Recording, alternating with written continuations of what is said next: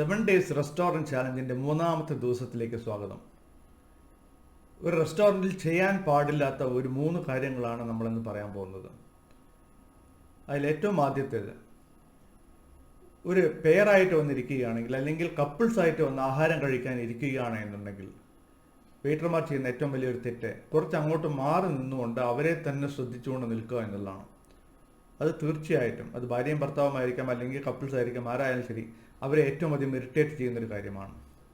രണ്ടാമത്തെ കാര്യം, ഒരു ബില്ല് വെച്ച് കഴിഞ്ഞാൽ അവർ ടിപ്സ് വെച്ചിട്ടുണ്ടോ എന്നുള്ള രീതിയിൽ ഒന്ന് എത്തി നോക്കുന്ന, ബില്ല് പേ ചെയ്ത് ബാക്കി കൊണ്ട് വെച്ച് കഴിഞ്ഞാൽ ടിപ്സ് വെച്ചിട്ടുണ്ടോ എന്നുള്ള രീതിയിൽ ഒരു എത്തി നോക്കുന്ന ഒരു സ്വഭാവം.